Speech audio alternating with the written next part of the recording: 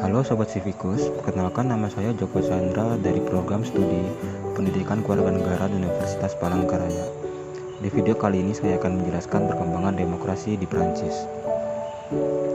Yang pertama ada zaman Prancis praevolusi. Raja Louis ke-15 kenal dengan ucapan "L'état c'est moi", yang berarti negara adalah saya.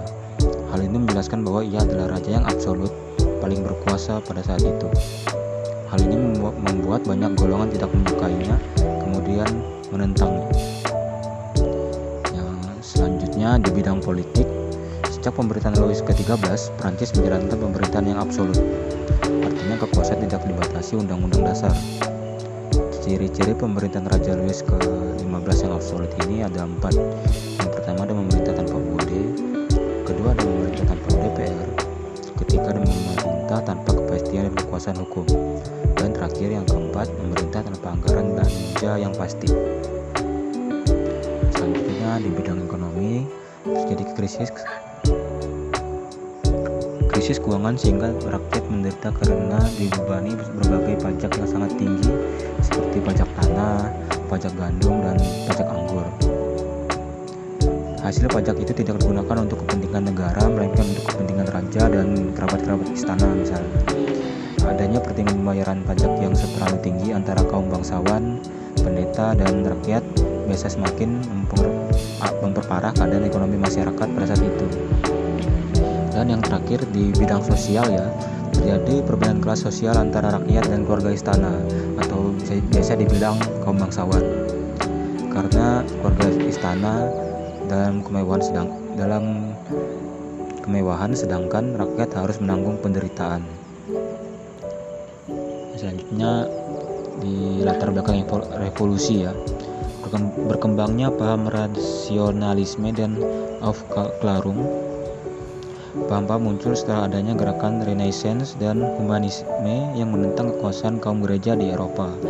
Yang kedua ada munculnya paham romantisme yang merupakan paham yang menjunjung tinggi perasaan dan menghargai naluri manusia. Selanjutnya ada pengaruh revolusi Amerika yang dalam waktu itu Prancis membantu Amerika dengan mengirimkan pasukan yang dipimpin oleh Lafayette. Mereka telah mengenal paham-paham baru tentang kebebasan dan demokrasi serta Declaration of Independence yang di dalamnya berisi penghargaan terhadap hak manusia. Yang keempat itu adalah ketidakadilan dalam sistem feudalisme. Kaum bangsawan dan kaum agama tinggi memiliki hak istimewa, sedangkan kaum agama rendah dan rakyat jelata tidak memiliki hak apapun. Yang terakhir adalah pemerintahan yang buruk.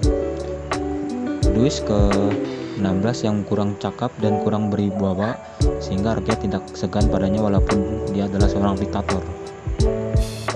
Dan selanjutnya ada proses revolusi. Pada abad ke-18, Prancis sering terlibat dalam perang melawan negara-negara lain seperti Jerman, Austria, Rusia, dan Inggris. Ekonomi Prancis pun semakin merosot, namun kerajaan tetap hidup dalam kemewahan. Dan muncullah golongan yang menginginkan perubahan, yaitu etats ketiga atau warga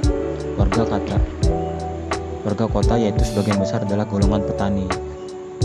Dalam situasi ekonomi yang semakin parah, Louis ke-16 memanggil Etat General, Dewan Perwakilan, bersidang yang beranggotakan bangsawan, birawan, dan rakyat biasa pada tanggal 5 Mei 1781 di Versailles.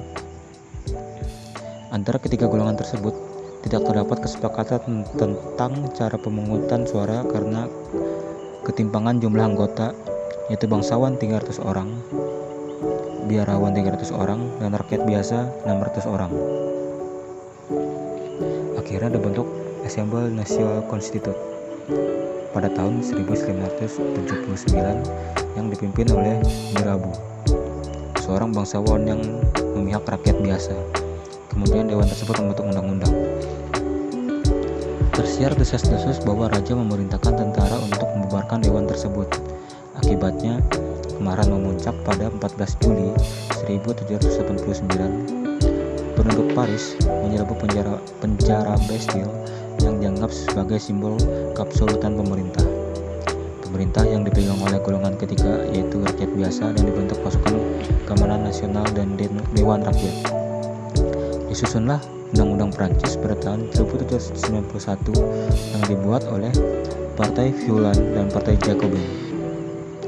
Dan pada tanggal 22 September 1792, pemerintah Prancis membentuk Dewan Konvensi Nasional yang memiliki putusan. Pemerintahan diubah menjadi negara republik.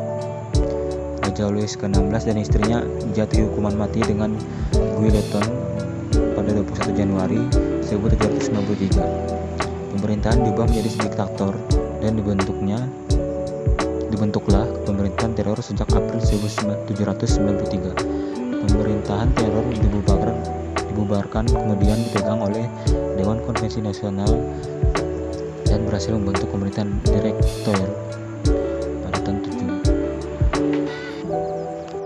Dan selanjutnya tanggal 10 Desember 1799, Napoleon Bonaparte melakukan kudeta dan menobatkan dirinya menjadi kaisar di gereja Notre Dame. Ia menerapkan sistem pemerintahan terpusat. Akhirnya ia mampu membawa Prancis maju dalam berbagai bidang dan menambah kesejahteraan rakyat. Akhirnya terjadi perang antara Prancis dengan negara-negara gabungan di Eropa, termasuk Austria, Inggris, Spanyol, Prusia, Rusia, Swedia, Turki, Portugal. Dan perang ini dikenal dengan nama Perang Kroasi 1, 2, 3, 4, 5, 6, 7. Prancis kalah dan berakhir pada tanggal 18 Juni 1815.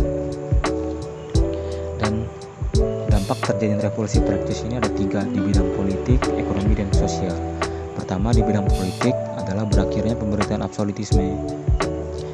Yang kedua, ada Ude memegang kekuasaan tertinggi. Ketiga, berkembangnya paham liberalisme dan demokrasi. Keempat, makin tebalnya rasa nasionalisme. Keempat, hak individu dijunjung tinggi. Selanjutnya di bidang ekonomi, yang pertama ada sistem monopoli dan pajak dihapuskan, perdagangan bebas dan dikembangkan. Kedua, ada kaum petani menggarap tanah berubah menjadi pemilik tanah. Ketiga, berkembangnya industri-industri besar di Prancis. Yang terakhir, ketiga, adalah sosial. Yang pertama, ada sistem feudalisme yang dihapuskan. Yang kedua, terciptanya susunan masyarakat baru dan tidak mengenal pembagian golongan.